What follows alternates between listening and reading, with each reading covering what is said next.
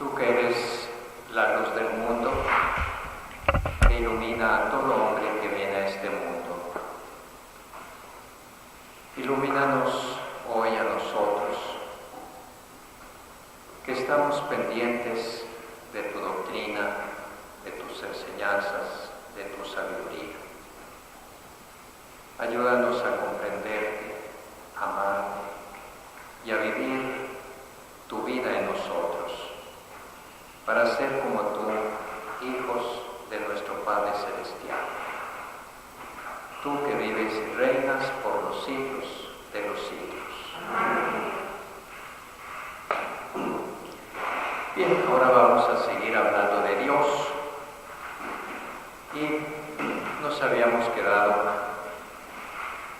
en la sesión anterior que Dios reveló su nombre a Moisés en el monte Sinaí o el monte Horeb. Andaba Moisés por ahí pastoreando las ovejas de su suegro cuando vio una zarza, un arbusto ardiendo, y le llamó la atención de que no se consumía.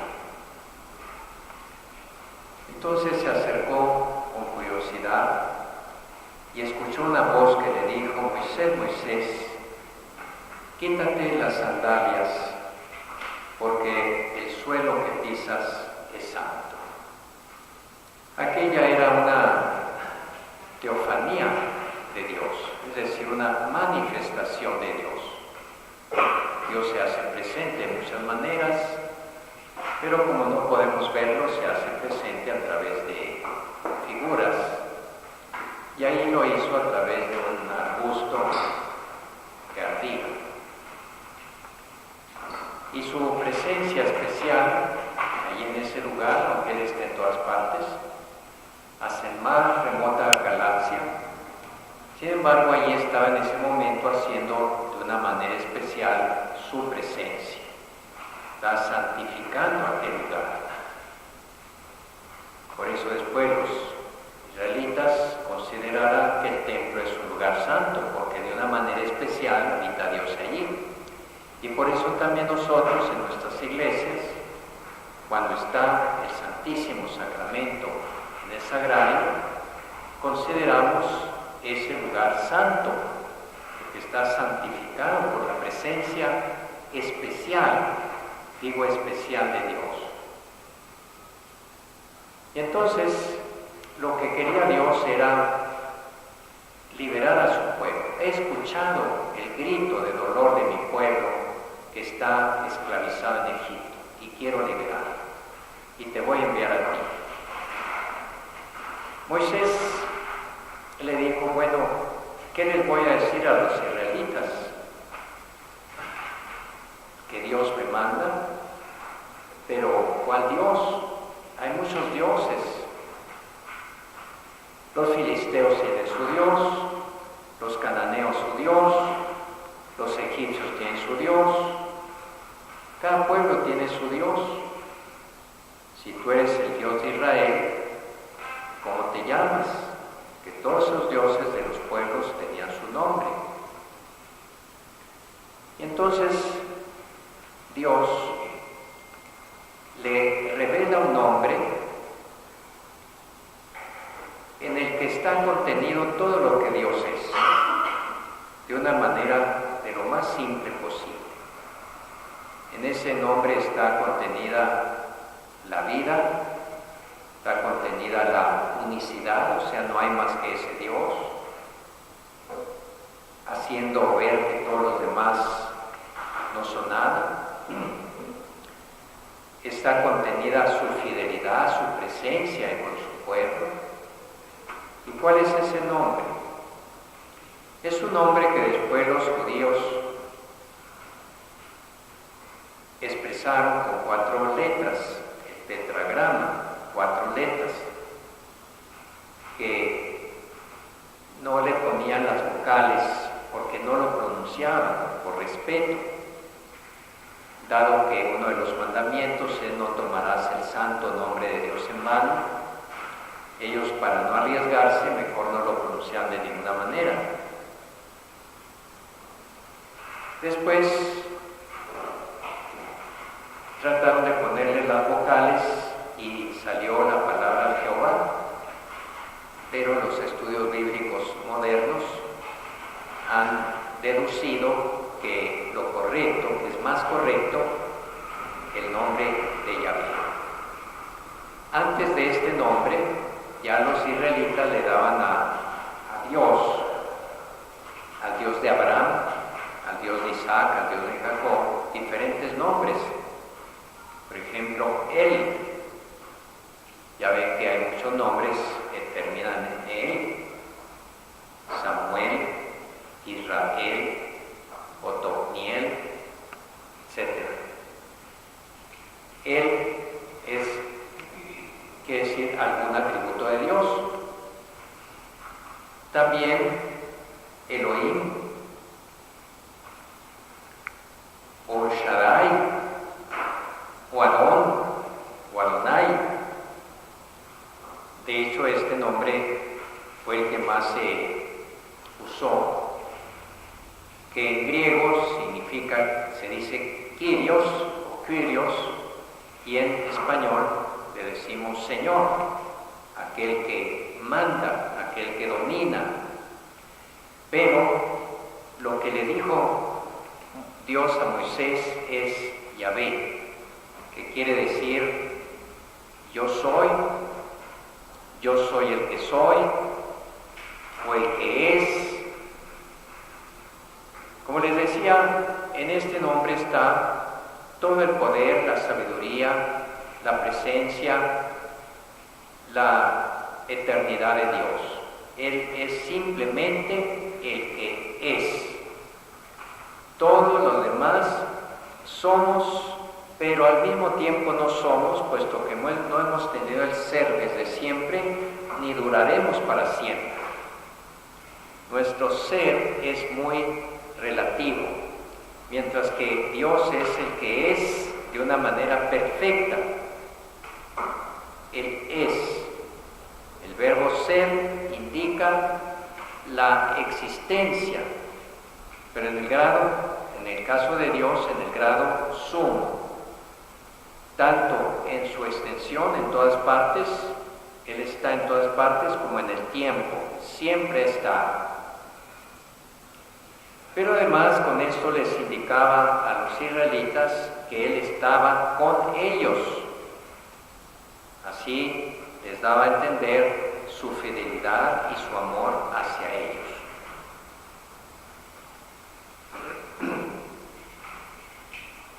Yo soy el Dios de tus padres, el Dios de Abraham, de Isaac y de Jacob. Dios es el Dios de los padres. O sea, no es que sea una novedad que de repente aparezca. Ya los israelitas, como les digo, creían en Él y lo llamaban con diferentes nombres. Ellos sabían que había llamado a Abraham, era el Padre, el Dios de Abraham, de Isaac, de Jacob, el que había llamado y guiado a los patriarcas en sus peregrinaciones. Es el Dios fiel y compasivo que se acuerda de ellos y de sus promesas, y ahora viene a librar a sus descendientes de la esclavitud. Fíjense cómo esa revelación de Dios para el pueblo de Israel no era una revelación teórica de palabras, sino de acontecimientos. Israel experimentó, no solamente supo de la existencia de Dios, sino la experimentó como liberación de la esclavitud, de una vida pesada. Dios se revela pues a través de sus obras salvadoras. Moisés dijo a Dios: si voy a los hijos de Israel y les digo, el Dios de vuestros padres me ha enviado a vosotros, cuando me pregunten cuál es tu nombre, ¿qué les responderé? Le respondió Dios: yo soy el que soy. Así dirás a los hijos de Israel: yo soy, me ha enviado a vosotros. Este es mi nombre para siempre, por él seré invocado de generación en generación. Y así pues, Dios revela su nombre misterioso, que como les digo, se expresa en 4 consonantes, pero uno no puede pronunciar las palabras con puras consonantes, tiene que mezclarlas con vocales, ¿verdad? ¿Ustedes cómo pronunciarían templo sin las vocales?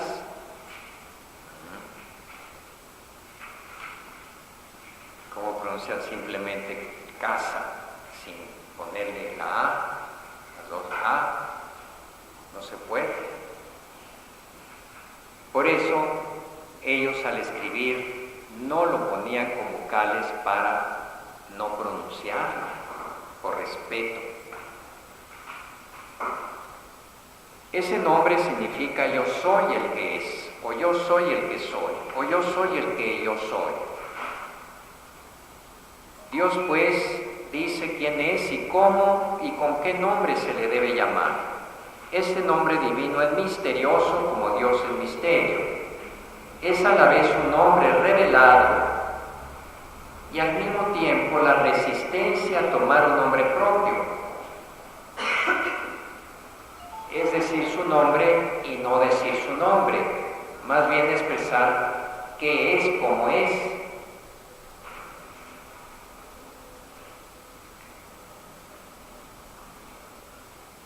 Él es infinitamente por encima de todo lo que podemos comprender o decir.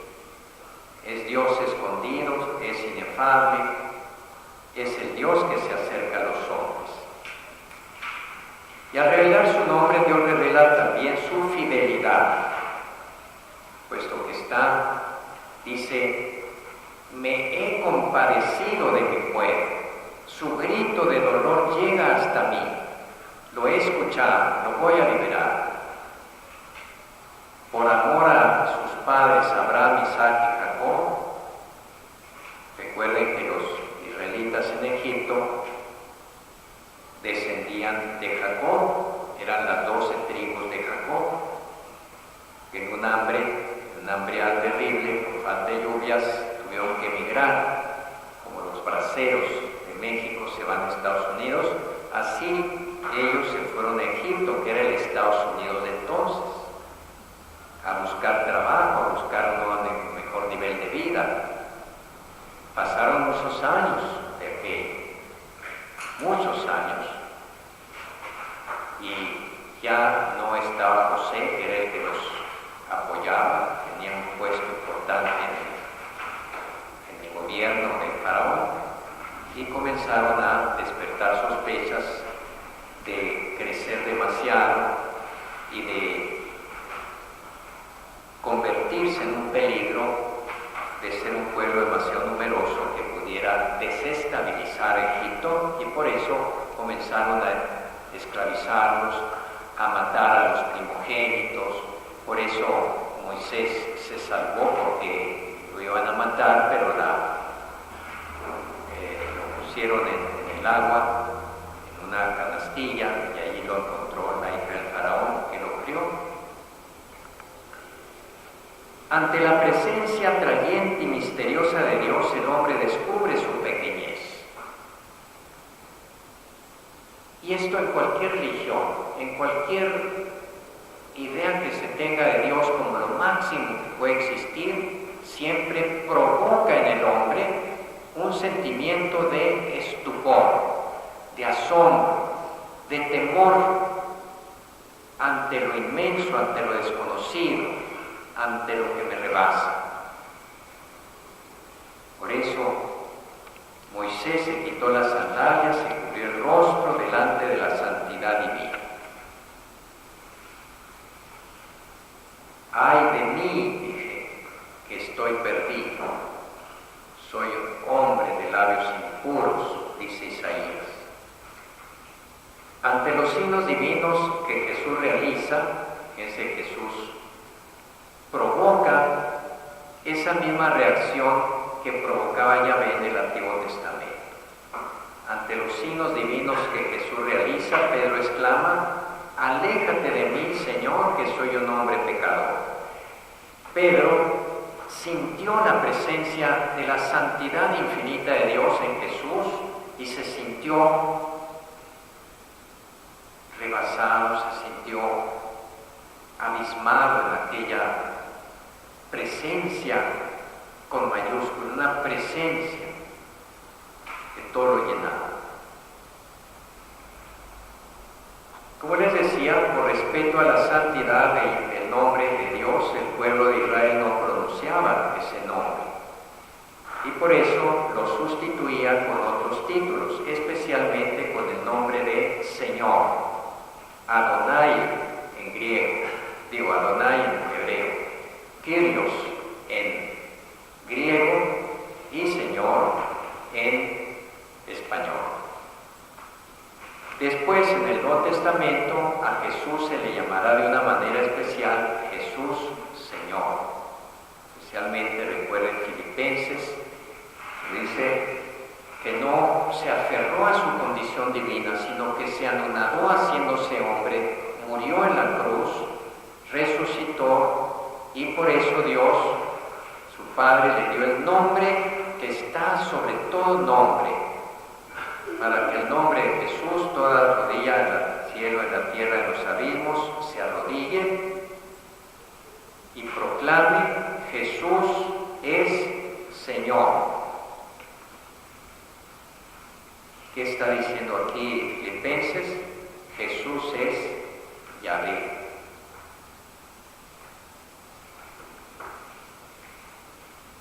Yahvé, pues, es la suma bondad, la suma belleza, la suma, lo máximo en todo, pero en todo ¿qué? En todo lo bueno.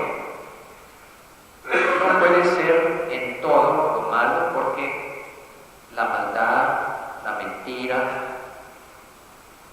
el odio no son algo que es carencia de lo que debe ser. Entonces, si Dios fuera maldad, sería carencia de bondad, y Dios es todo lo positivo.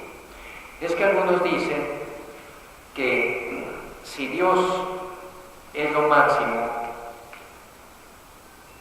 Él nos enseña lo que debemos hacer, y debemos hacerlo porque Dios nos lo enseña, y si nos enseña que amar es bueno, tenemos que amar. Pero si nos enseñara que odiar es malo, que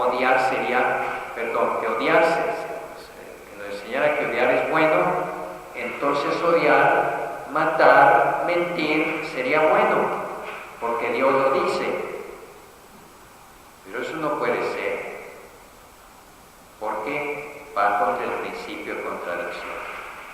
Que Dios no puede ser y no ser al mismo tiempo. Es un principio para todo, hasta para Dios. Benedicto XVI dijo en un discurso famoso en Ratisbona, en Alemania, que Dios es la suma lógica y que en Él no hay contradicción. Porque algunos ateos que rechazan la idea de Dios, u otros que sí creen en Dios, pero de otra manera, como los musulmanes, dicen que Dios puede mandar lo bueno y lo malo, y que lo malo ya no sería malo porque Dios lo manda y entonces sería bueno.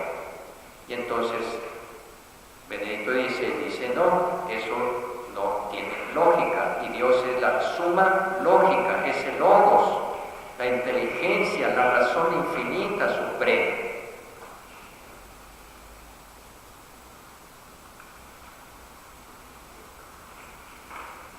Al revelarse a Moisés precisamente como el liberador de su pueblo, ese Dios infinito que es porque tiene el ser por sí mismo desde toda la eternidad y para siempre, se revela al mismo tiempo como misericordioso y clemente, compasivo, ve el dolor, la angustia de su pueblo y quiere remediarlo.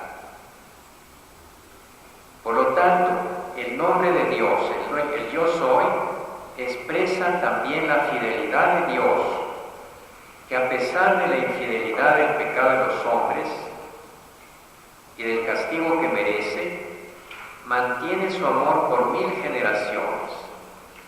Dios revela que es rico en misericordia. Jesús, dando su vida para librarnos del pecado, revelará que Él mismo lleva el nombre divino. Como dijo, cuando hayáis levantado al Hijo del Hombre, entonces sabréis que yo soy. Se tumbaron al suelo los que lo escuchaban, por lo menos en 2 ocasiones. Cuando fueron a buscarlo al huerto de los olivos, preguntaron: ¿tú, Jesús, a quien andamos buscando? Y él dijo: yo soy.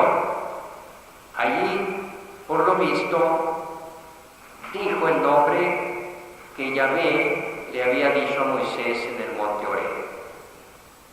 Porque si no, ¿cómo explicarse que aquellos rudos soldados que iban a prenderlo se tiraran al suelo por el solo hecho de decirle yo soy? No, lo que pasa es que escuchar que Jesús se aplicó a sí mismo el nombre de Dios.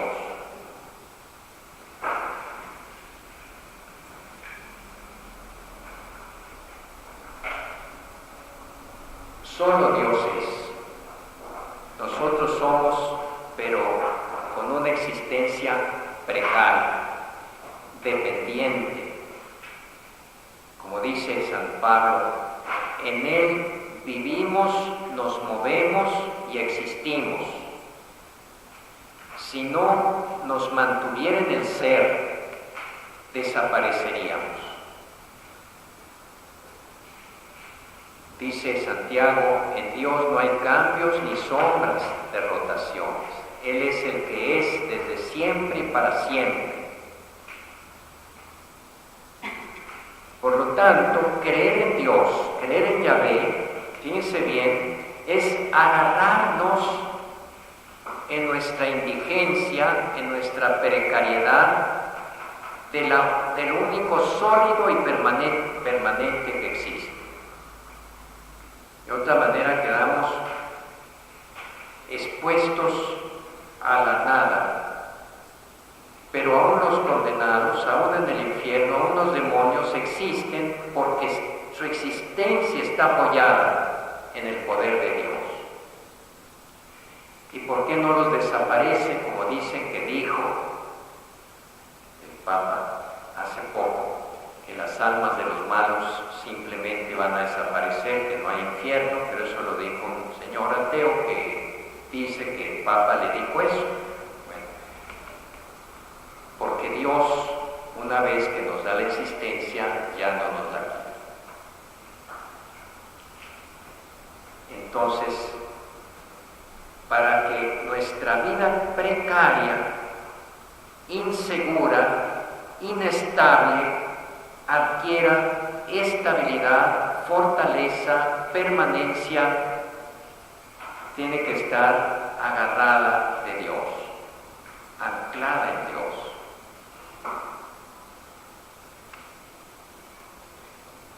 Ese Dios es también la verdad. ¿Qué es la verdad? La verdad se puede entender de 2 maneras: de un punto de vista ontológico, en el ramo del ser, en la línea del ser, o gnoseológico, en la línea del saber o del conocer. En la línea ontológica, la verdad quiere decir la correspondencia plena entre lo que la cosa es y lo que el concepto que se tiene de ella. O sea, este es una mesa,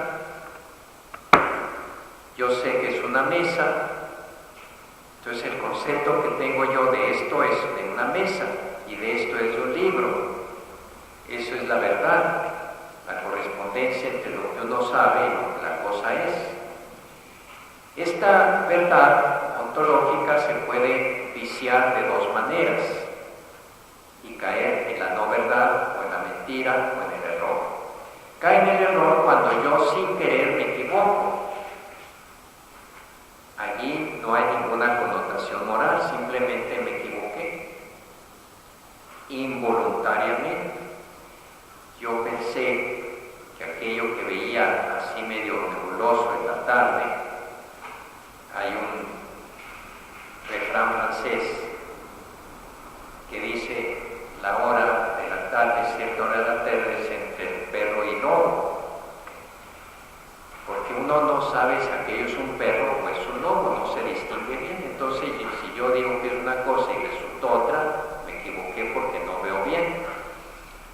Pero si veo que es un perro y digo que es un lobo,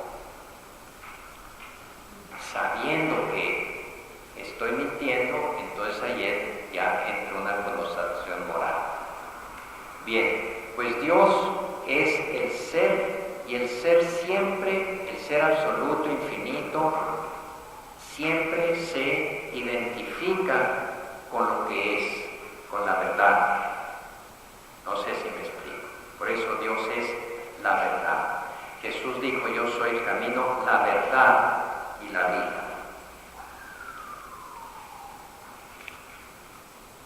Dios es verdadero cuando se revela. La enseñanza que viene de Dios es una doctrina de verdad. Cuando envíe su Hijo al mundo será para dar testimonio de la verdad. Sabemos que el Hijo de Dios ha venido y nos ha dado inteligencia para que conozcamos al que es la verdad. La verdad, pues, es la correspondencia entre la cosa es y lo que sabemos de ella. Pero aquí damos un paso más adelante en lo que es. Todo esto brota del hecho de que Dios es. Él es el que es, yo soy el que soy. O sea, Él es el ser que tiene la existencia por sí mismo. Y esa existencia por sí mismo, esa existencia total, absoluta, definitiva, se identifica con la verdad, pero también se identifica con el amor. Dios solo tenía una razón para revelarse a Israel y escogerlo entre todos los pueblos como pueblo suyo, su amor gratuito. ¿Por qué entre todos los pueblos escogió a Israel? ¿Qué méritos tenía Israel? Ninguno. Como no tenemos nosotros ningún mérito al habernos llamado a la fe. Sin embargo, nos llama con un propósito de salvación para nosotros y de que seamos instrumentos para la salvación de los demás.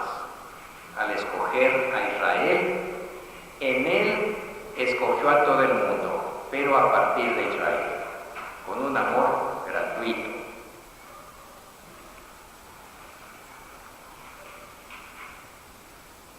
El amor de Dios a Israel es comparado al amor de un padre a su hijo, según el profeta Oseas, o también de un esposo a la esposa. Este amor es más fuerte que el amor de una madre a sus hijos, según Isaías.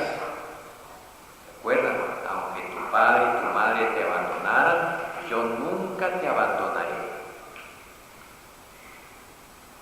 Dios ama a su pueblo más que un esposo a su amado.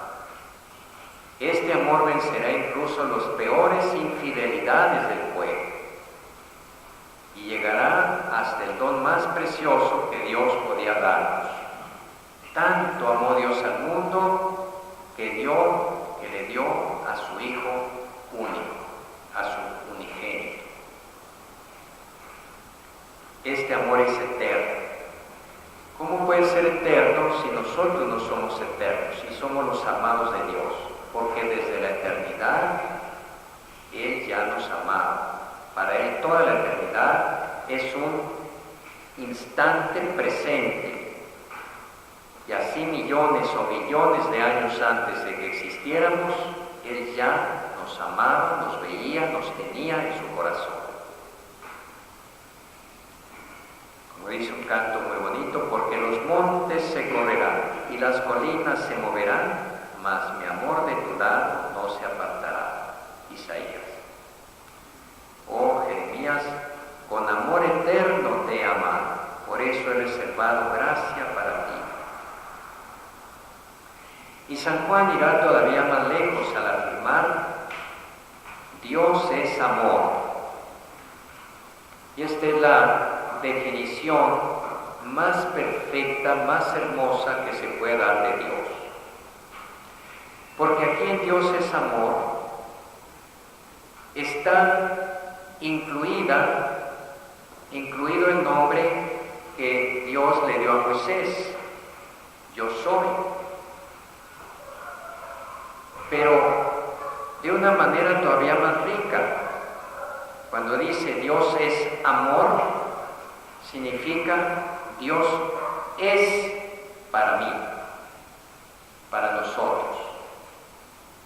O sea, no nada más existe, sino existe para mí, nos ama,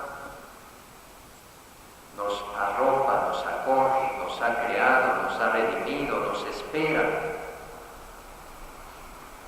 La esencia de Dios, que es, se completa, en cuanto a nosotros para conocerlo mejor, se completa en que es amor. Claro, cuando decimos Dios es amor, o Dios nos ama, ahí estamos diciendo que existe, si no nos amara, pero existe con una benevolencia, con una apertura hacia nosotros.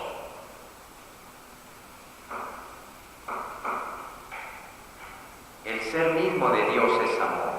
Al enviar en la plenitud de los tiempos a su Hijo único y al Espíritu de amor, Dios revela su secreto más íntimo. Al principio hablábamos de que Dios se revela o se manifiesta de dos maneras: con la revelación natural, a través de la naturaleza, a través del uso de la razón, de la inteligencia del hombre, que al ver la creación, al considerar ciertas cosas como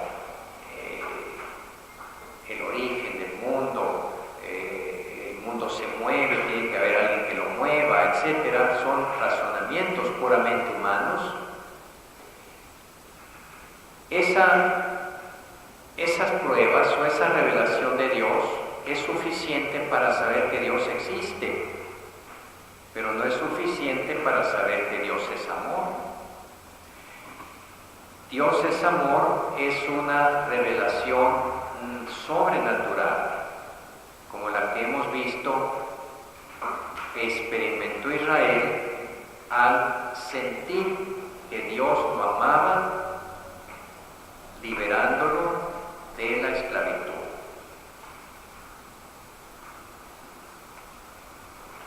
Y más nosotros, al saber el Verbo eterno de Dios, que es Dios mismo, el mismo y único Dios que el Padre, el Espíritu Santo, se hizo hombre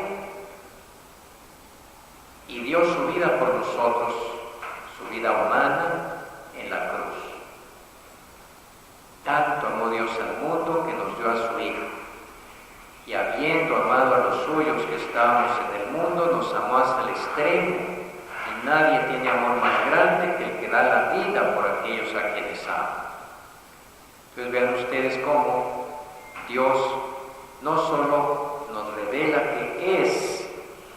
que se podría lograr a través de la revelación natural, sino que es para nosotros, porque los deístas del racionalismo del siglo XVII, XVIII, muchos no eran ateos, eran deístas, o sea, creían que existía Dios, pero no lo sentían, no lo percibían como amor, como alguien presente, como un Emmanuel, Dios con nosotros.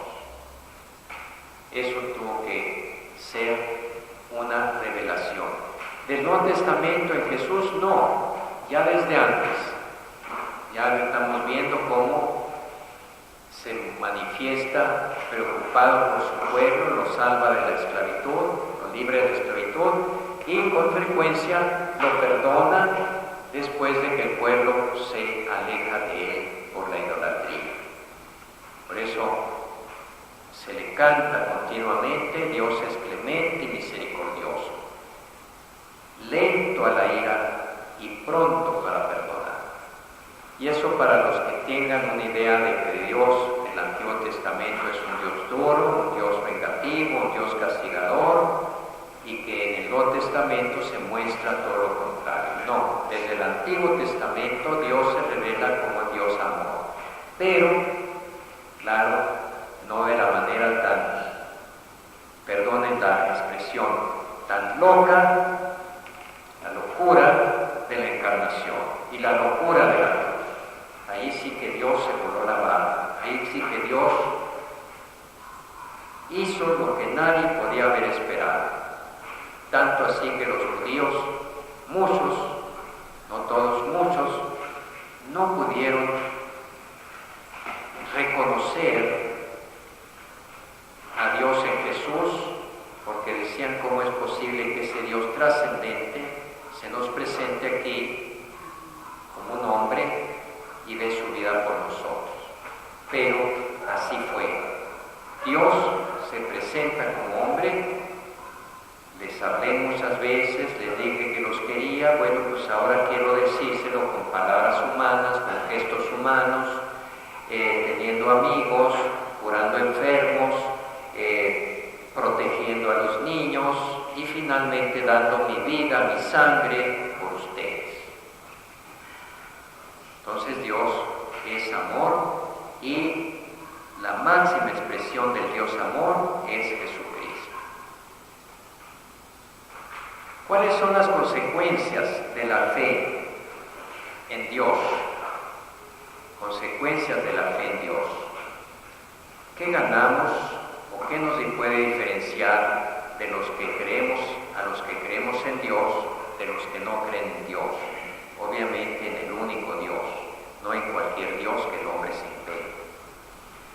Primero, es reconocer la grandeza y la majestad de Dios. Sí, Dios es tan grande que supera nuestra ciencia, dice Job. Por esto Dios debe ser el primer servido, dice Santa Juana de Arco. Segundo, es vivir en acción de gracias. Como lo dice esa expresión que tanto usamos, gracias a Dios. O antes, el reconocer la grandeza y majestad de Dios, bendito sea Dios. Bendito sea Dios, gracias a Dios, son expresiones de la fe del pueblo cristiano, que por cierto se están perdiendo en la medida en que la fe se va apagando. En muchos se apaga y se pierden las expresiones de la fe. En un medio de comunicación, en una entrevista por radio, por televisión, que algún entrevistado diga gracias a Dios, se simbran las columnas del universo por aquel atrevimiento de que un hombre diga gracias a Dios. Sin embargo, hay muchos que lo dicen de una manera muy desparpajada, muy sincera, y no pasa nada. Somos nosotros los que nos limitamos con un lenguaje que pretende no molestar a nadie.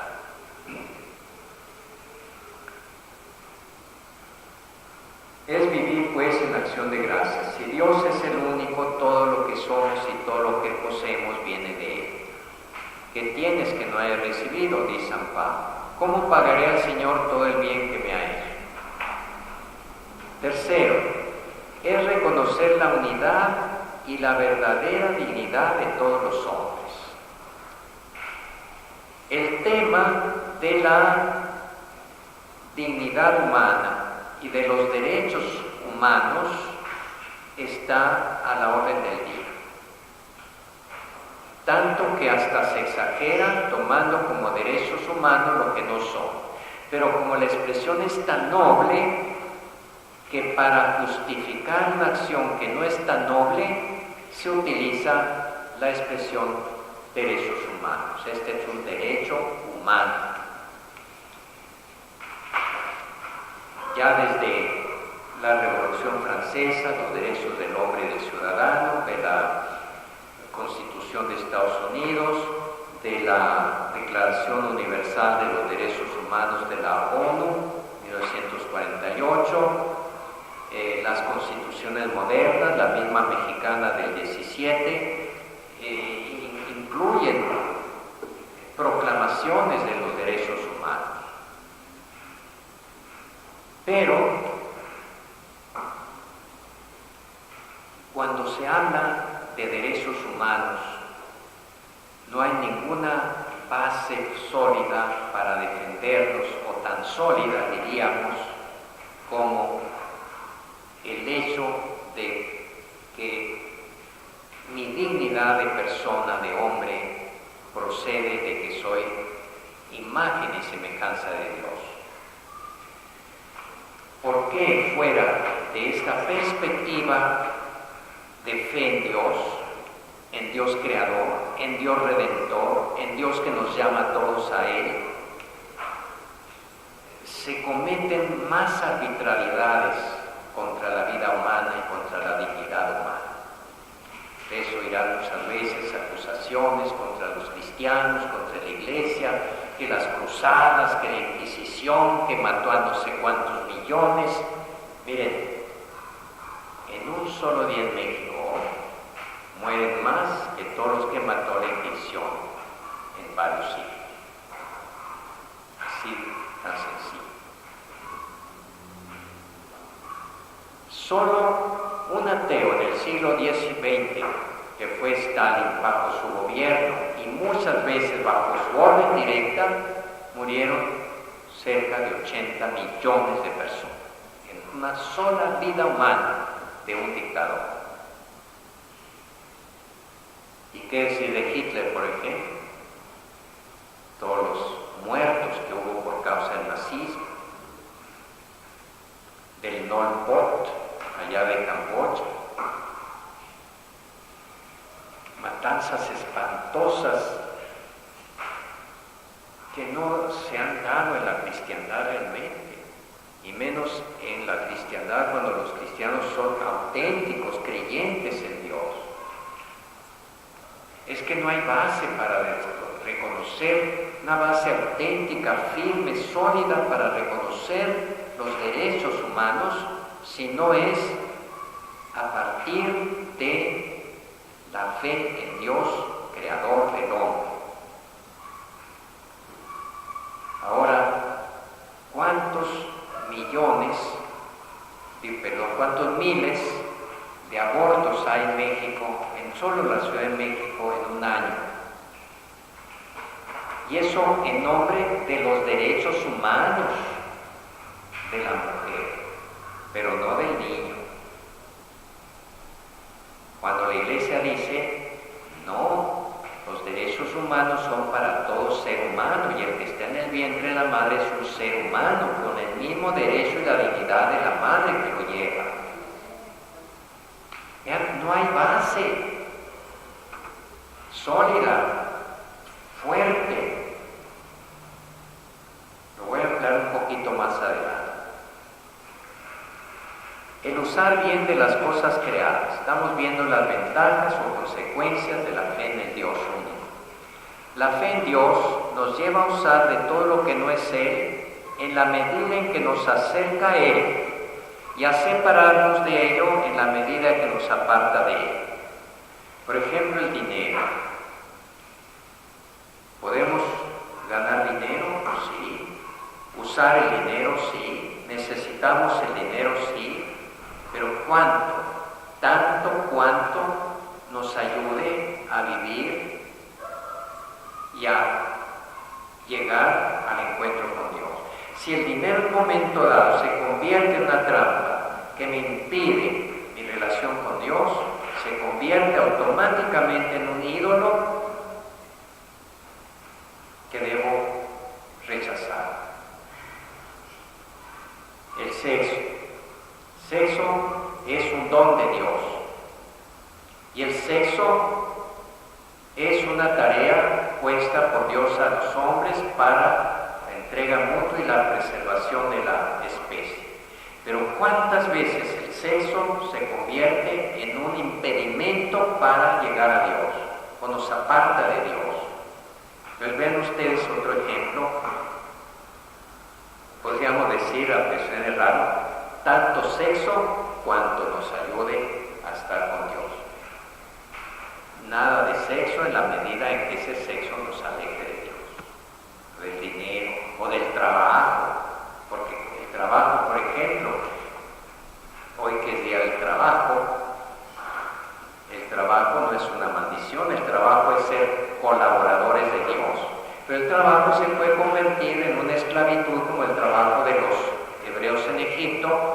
trabajo de tantos esclavos de hoy que trabajan, si no con una esclavitud formal, con un régimen de injusticia social.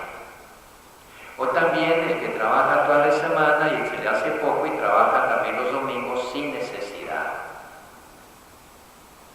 Hay gente que tiene que trabajar los domingos porque le toca guardia en el hospital, porque tiene policía, tiene que estar protegiendo a los demás, porque tiene que el negocio que es para diversión de los demás, ¿de acuerdo?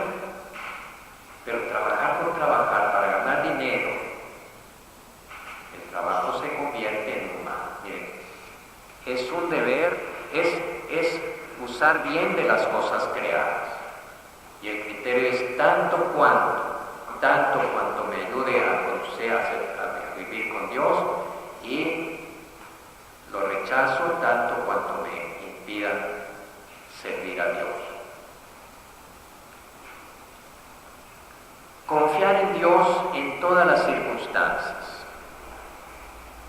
El que confía en Dios, el que cree en Dios, lleva una vida más tranquila. La oración de Santa Teresa de Jesús lo expresa admirablemente. Nada te turbe, nada te espante, todo se pasa, Dios no se muda, la paciencia todo lo alcanza. Quien a Dios tiene, nada le falta, solo Dios basta. O sea que todas las demás cosas se relativizan. El dinero es bueno, pero no es absoluto. El sexo es bueno, pero no es absoluto. El trabajo es bueno, pero no es absoluto. El descanso es bueno, pero no es absoluto, etcétera, etcétera. Todos los bienes. Solo Dios es absoluto. Y si tengo a Dios, lo tengo todo, aunque alguna cosa me falta. Finalmente, y por cierto no está en el catecismo, una consecuencia de la fe en el Dios único es tener un fundamento sólido para hacer el bien y evitar el mal. Se ha planteado muchas veces la cuestión de si puede existir una moral atea. Y los ateos dicen que sí existe esa posibilidad. Y yo también digo que sí existe. Bueno, pero es una moral siempre inestable. Hay una tendencia hoy de establecer una moral universal para ciertos principios básicos para todos los hombres de todas las razas, de todas las religiones, de todas las ideologías. Y en cierto modo podríamos decir que los 10 mandamientos son esa base, establecida ya desde el tiempo de Moisés, pero Moisés no hizo más que aplicar, por orden de Dios, o Dios mismo lo hizo, principios de la ley natural que todo ser humano debe respetar. O sea, la mentira es mala donde quiera que se diga. Si la dice un budista, un ateo, un hindú, un musulmán, un católico, un protestante, lo que sea, la mentira, el odio, la fornicación, el matar, son malos. Pero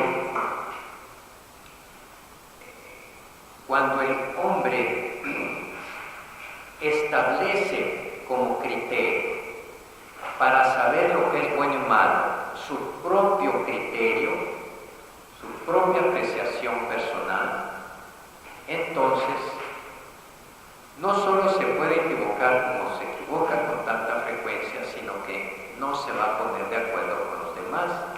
Es lo que se llama hoy el relativismo. Para mí esto es bueno y esto es malo.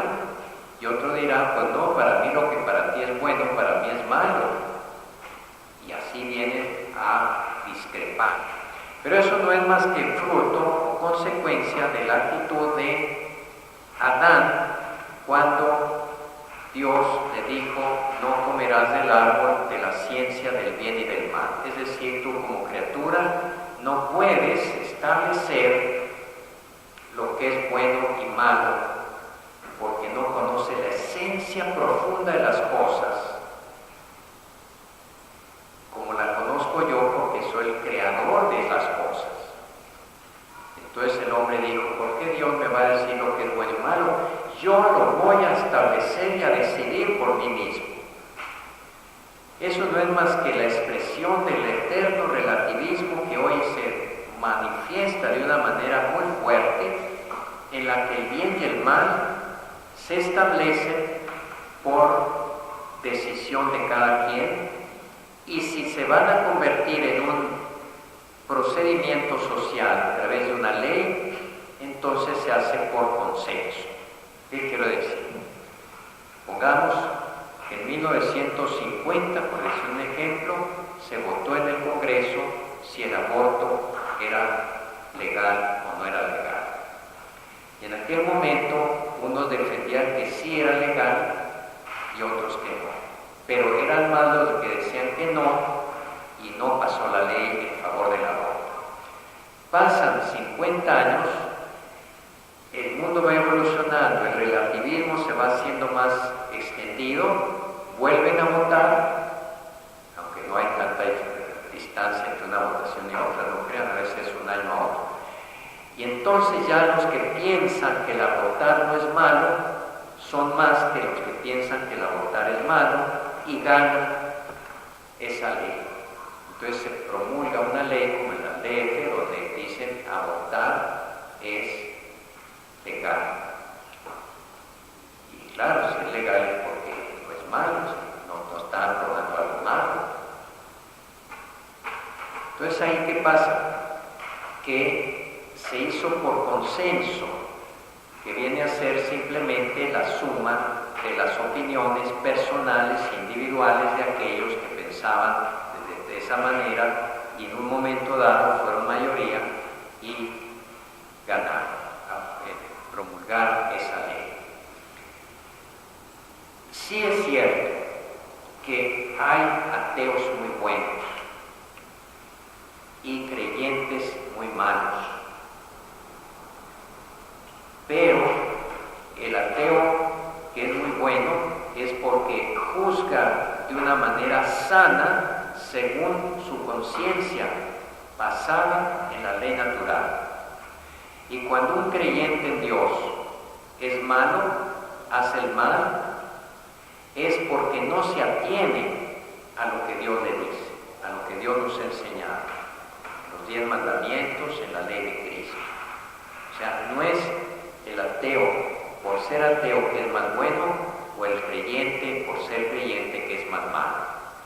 El creer en Dios, pero en el Dios verdadero, no en el Dios que cada quien se invente, o el Dios de cada religión que Dios nos libre, no, sino el Dios revelado al pueblo de Israel y revelado por Jesucristo, es no solo la moral más pura que existe, sino también la más sólida regla para saber lo que es el bien y lo que es el mal, más allá de apreciaciones personales. Por eso a un católico que le pregunten, oye, ¿tú qué piensas del aborto? ¿Será bueno o malo? Uno creyente puede decir, no, pues para mí es malo. Y bien, y aquí no, es malo. Pero dijo para mí, según yo. Mientras que un católico puede decir, simplemente es malo, prescindiendo de que a mí personalmente pudiera parecer que el bueno es malo, porque así me lo enseña Dios, en el no matar. O sea, un creyente en Dios tiene una regla objetiva fuera de sí, un punto de referencia en el cual apoyarse. Mientras que el que no cree en Dios, Él es el punto de referencia. Y puede ser que en muchas cosas juzgue bien, pero puede ser que en otras juzgue mal. Y el cristiano, el creyente en Dios, en Jesucristo, puede ser que obre el mal, pero nunca dirá, me estoy basando en el Evangelio. Él sabe que él está obrando mal en contra de la moral que Dios le enseña en los 10 mandamientos y en el Evangelio. Tanto así que se tiene que confesar. Pero el ateo, ¿de qué se tiene que confesar? Si obró mal, según él obró bien, que no tiene otra regla fuera de sí, fuera de su mismo concepto. Si es muy racional, sanamente racional, a lo mejor va a juzgar en general, hablando en general, bastante bien acerca del bien y del mal. Pero ¿quién es tan equilibrado, tan racional, tan inteligente, tan profundo, tan sereno, que aún prescindiendo de Dios utilice correctamente su inteligencia y la razón? Por eso tenemos que reconocer que para los que creemos en Dios, no de cualquier manera, sino como Él se ha manifestado a Abraham, Isaac y Jacob, a Moisés, a los profetas, a Jesús, a los apóstoles, tenemos una regla segura para conocer el bien y el mal. Eso no quiere decir que vayamos a hacer siempre el bien, pero si hacemos el mal, no tenemos excusa, no tenemos